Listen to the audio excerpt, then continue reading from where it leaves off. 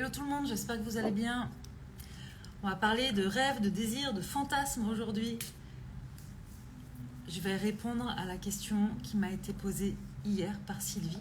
Je vais vous laisser le temps de vous connecter.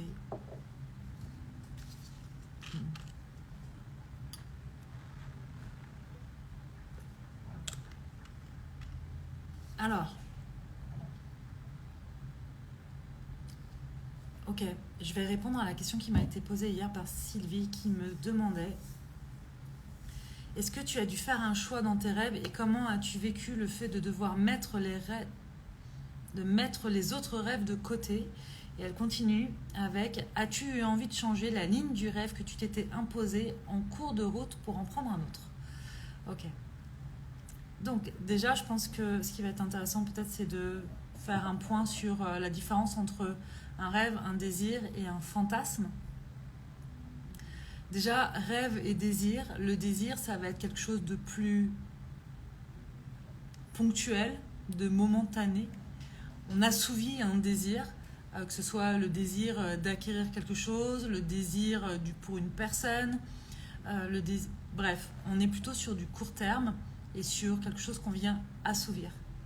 Coucou Laurence, j'étais justement en train de bosser sur ce sujet dans ma synthèse d'expansion. Bah voilà, génial, ça tombe bien.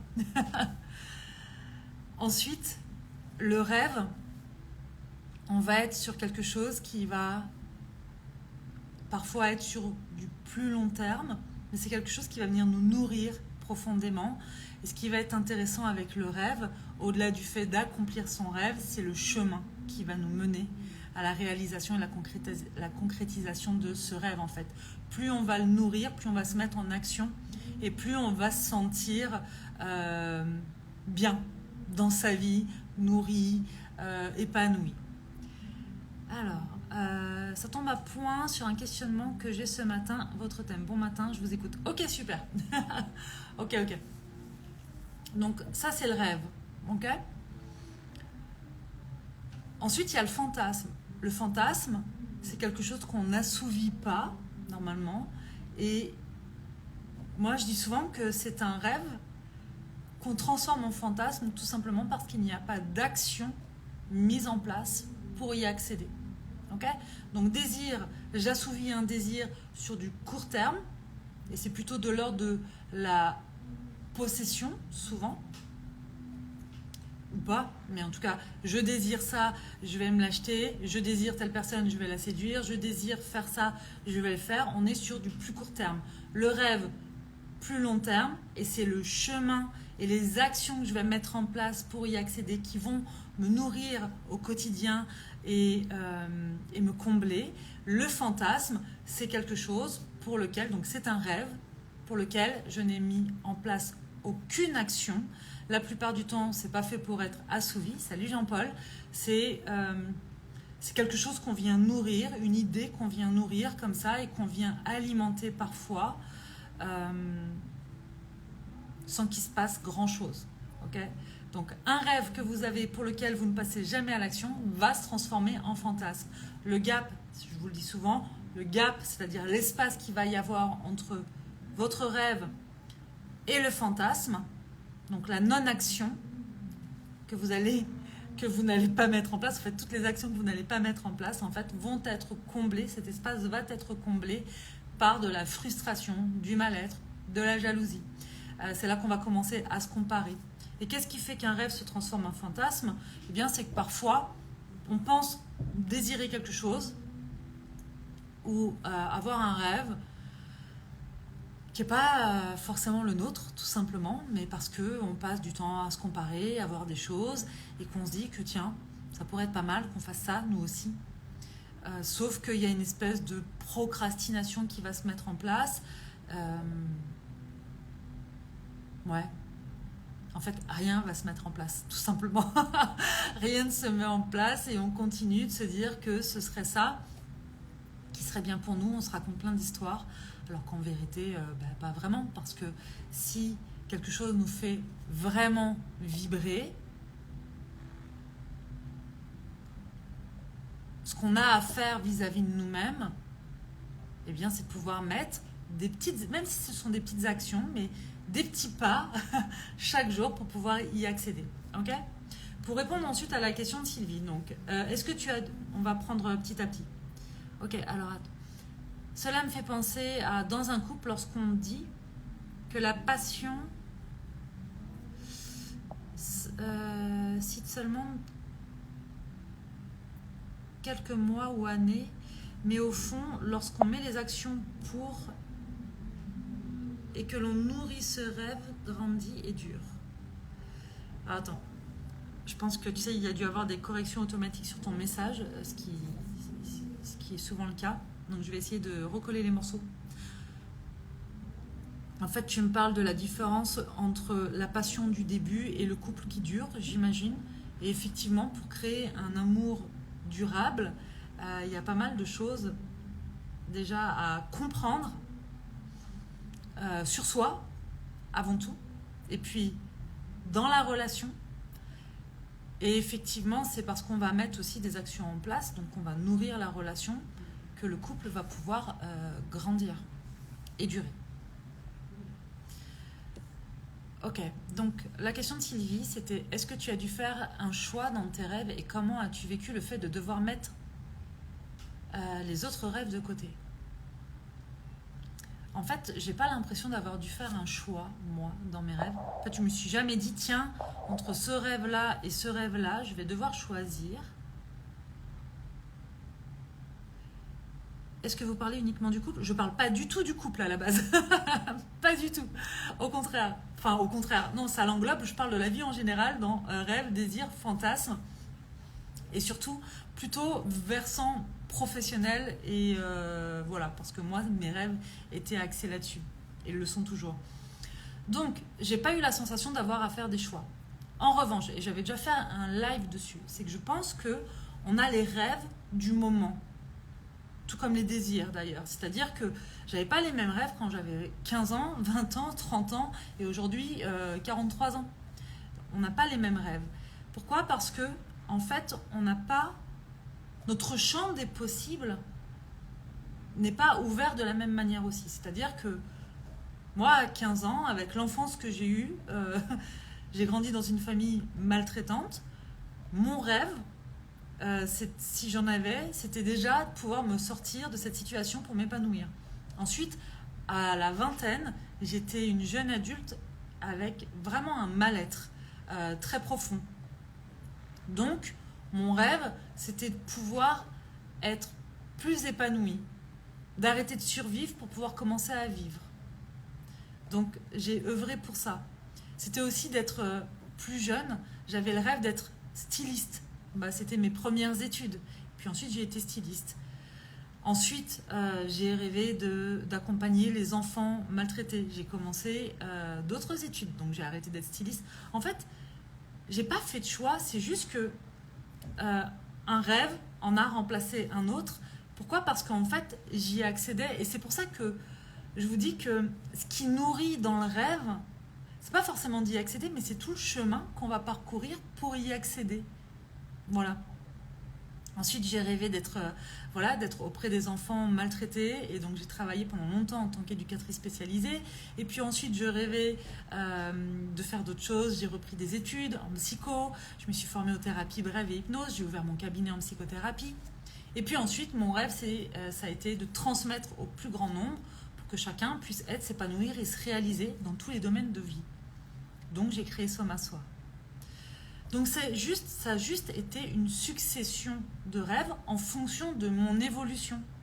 Et chaque rêve accompli a donné lieu à un autre rêve derrière, tout simplement parce qu'à chaque fois, le champ des possibles s'est ouvert, parce que j'ai acquis de plus en plus d'estime de moi, j'ai aussi acquis de plus en plus de confiance en moi sur ma faculté à être et à faire malgré la peur. Parce qu'il y a eu des doutes à chaque fois, il y a eu des peurs parfois, il y a eu plein de choses de cet ordre-là. En revanche, à chaque fois que quelque chose m'a fait profondément vibrer, j'ai dû sortir de ma zone de confort, j'ai dû apprendre un certain nombre de choses sur moi et sur différents outils ou différentes compétences que j'ai dû développer. Et c'était ok parce que ça me faisait triper en fait, ça me faisait vibrer. C'est pour ça que je vous dis, un rêve, pour pas qu'il se transforme en fantasme, c'est un rêve pour lequel on commence à se mettre en chemin en fait. Et c'est le chemin qui vient nous nourrir et nous épanouir, entre autres.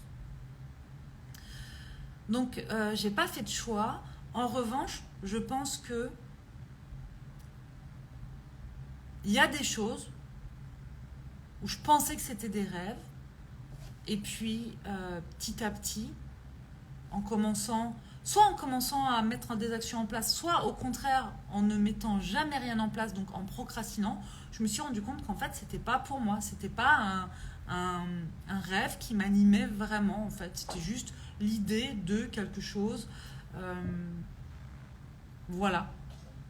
Donc je pense que la vie a fait que ça s'est mis de côté tout seul parce que on est très bien fait, notre cerveau il est très bien fait pour nous protéger d'un certain nombre de choses, mais aussi pour nous éviter d'avancer trop loin dans des rêves qui ne seraient pas les nôtres. Donc quand on ne va pas au bout de quelque chose, parfois, soit c'est qu'il y a des croyances qui sont là, qui viennent nous limiter, il y a des peurs, il y a des loyautés, et là ça va être intéressant d'aller voir ça quand même, si vraiment c'est notre rêve et que ça nous anime, pour débloquer, pouvoir se mettre en action. Soit c'est tout simplement que c'était pas pour nous et c'est ok, on passe à autre chose ou on réadapte. Peut-être que c'est la forme aussi des fois qui demande à être réadaptée. Ensuite la question c'était, as-tu eu envie de changer la ligne du rêve que tu t'étais imposé en cours de route pour en prendre un autre? Je vais juste aller sur le mot imposer. J'ai pas la sensation de m'être imposé des rêves. Au contraire, j'ai plutôt la sensation de m'être offert l'opportunité de, et surtout de m'être autorisé à. Parce que je pense qu'il y a plein de personnes qui ont des rêves et qui s'autorisent jamais à, parce que, j'en sais rien moi, parce que faut pas être mieux que nos parents, faut pas accomplir plus, parce que on est habitué à se faire passer en dernier, parce que, j'en sais rien moi, on se laisse complètement submerger par nos peurs et on les dépasse pas. Parce qu'il y a justement toute cette histoire de croyances, et les croyances, c'est vraiment un gros levier, je trouve, pour justement aller au-delà et aller traiter nos croyances quand même. Ça fait partie de la connaissance de soi. Pour moi, ça fait aussi partie du travail des ombres, ce qu'on appelle le shadow work, parce que derrière les croyances, il y a aussi tout ce qu'on ne perçoit pas. Et souvent, parfois, nos croyances, d'ailleurs, on ne les perçoit pas. Il y a un voile dessus. Pour nous, c'est une normalité. Donc, ça va être très intéressant quand même d'aller voir là-dessus. C'est pas toujours confortable parce que ça remet en question parfois pas mal de choses. Plus nos croyances sont fortes et on s'identifie à nos croyances.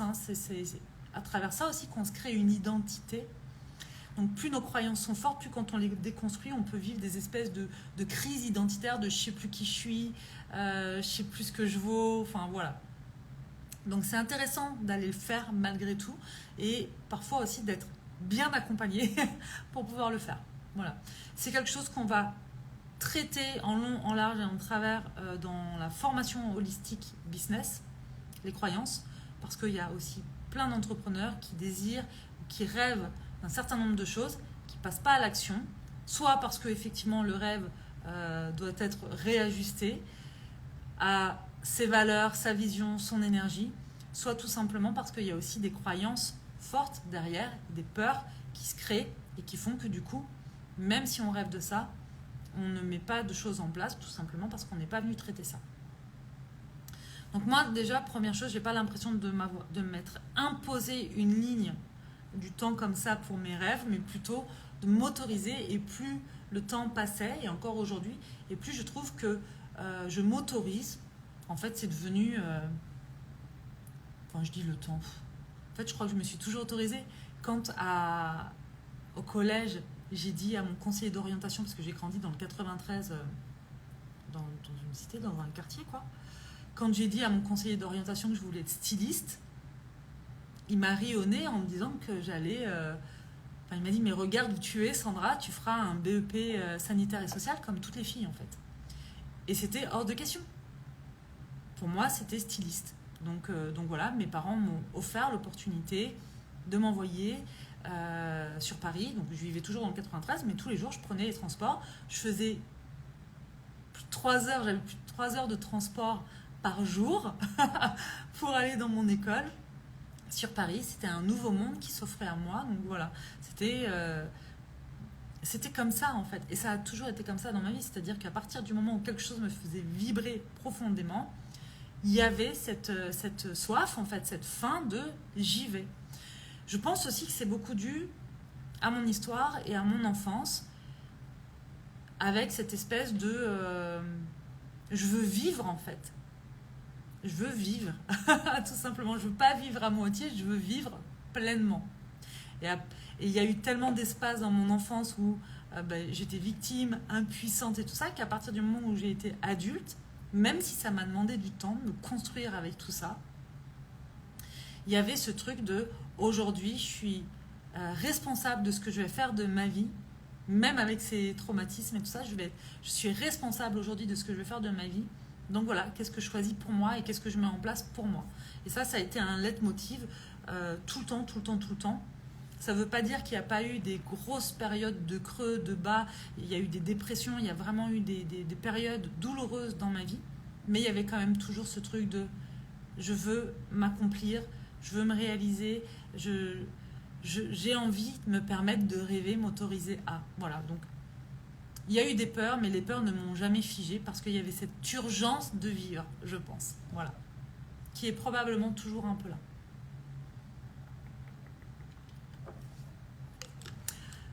Donc, sur cette ligne du rêve, en ouvrant le champ des possibles, je pense que c'est juste une histoire de momentum, en fait. On pense que les rêves, on doit les accomplir, on doit s'accomplir tout de suite, maintenant. Mais pour moi, ça, c'est plutôt de l'ordre du désir, le court terme, je vous l'ai dit au début.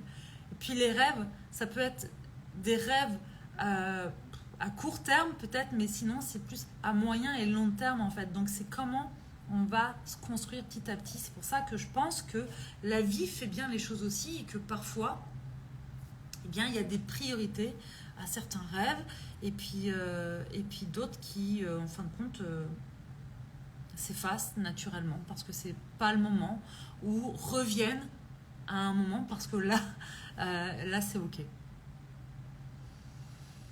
Je me dis, je m'étais écrit 2-3 trucs là.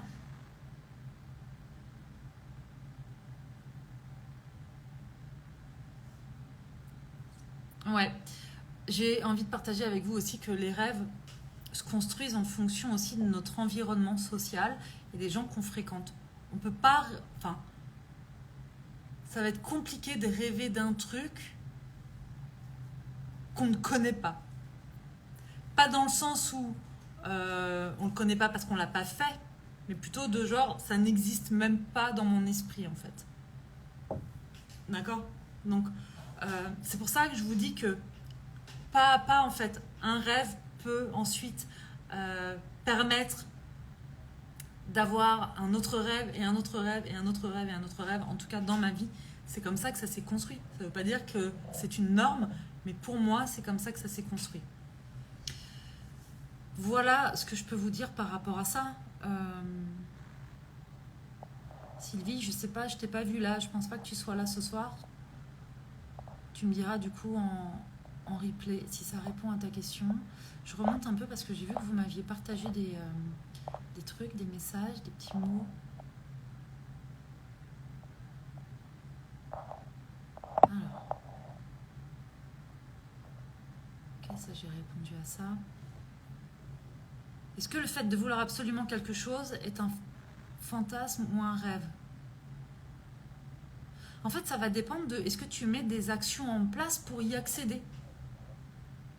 Si tu mets rien en place pour concrétiser ton rêve va devenir un fantasme en fait.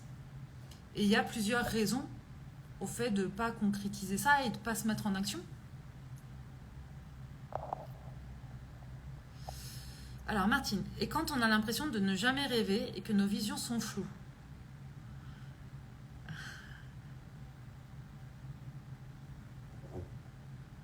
est-ce que tu as des désirs? Et est-ce que tu t'autorises à peut-être aller voir aussi au niveau de tes croyances par rapport à ça, par rapport à ton éducation? Et puis c'est ok d'avoir des moments où on ne sait pas en fait, c'est flou, c'est pas grave. Il y a un temps pour tout en fait, il y a des temps pour apprendre, comprendre, puis il y a des temps pour digérer et laisser tranquille en fait. Donc voilà, et tout ça, ça va dépendre du rythme de chacun. Voilà. Je vous l'ai dit, moi j'ai cette espèce de faim parce que j'ai cette espèce d'urgence de vivre qui est très clairement des restes de mon enfance traumatique. Je le sais. Tout le monde n'a pas cette même urgence en fait. Donc, et c'est ok. Et c'est ok. Donc chacun son rythme. Et si aujourd'hui, Martine, ta vision elle est floue et que tu as la sensation du coup de ne pas avoir de rêve, moi je trouve que les rêves en fait c'est un bon moteur, que ça anime et que c'est ce qui fait que on a de l'élan pour faire un certain nombre de choses. Voilà. De mon point de vue, c'est ça. Donc quand il n'y a pas ça, eh bien, on peut aller voir, encore une fois, comment on se nourrit dans notre quotidien, comment on nourrit notre esprit, notre âme, qui est-ce qu'on fréquente, quelles sont nos discussions, avec qui on discute, avec qui on échange, qu'est-ce qu'on regarde. Il y a plein de manières en fait d'aller s'inspirer et d'aller nourrir ça. D'accord? C'est vraiment aller donner de la bonne nourriture à son âme ou à son esprit, hein, peu importe comment vous avez envie de faire les choses. Et puis, d'accepter le fait que c'est peut-être pas le moment et qu'il y a peut-être d'autres priorités.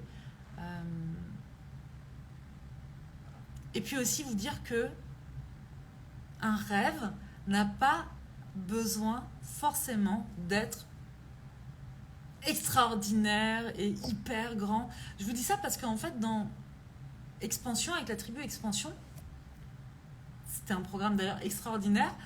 À un moment donné, chacun parlait de ses rêves et puis une des personnes de la tribu disait « Ah, mais moi, mon rêve, il est petit en fait, en comparaison aux autres. » Alors qu'en fait, déjà, pas du tout, mais surtout, c'est ce qui la faisait vibrer, elle. Donc, il n'y a pas de petits rêves, il y a nos rêves, point barre en fait. Et on n'a pas à comparer nos rêves. Parce que c'est justement quand on commence à comparer nos rêves qu'on commence à se créer plein de frictions un peu partout et on commence à mettre de l'énergie là où il n'y a pas à en mettre en fait. Un rêve, pour qu'il vienne nous nourrir, nous combler, nous épanouir, c'est là-dessus qu'il faut mettre son focus sur ok, maintenant, comment je fais pour y accéder et quels sont les pas et les actions que je vais mettre en place pour avancer un petit peu chaque jour vers ce rêve-là. Si je commence à me dire mon rêve il est pourri en comparaison aux autres, ça va rien donner, si ce n'est encore une fois la frustration, la perte d'estime de soi. Fitness coach, pareil pour moi. Ok.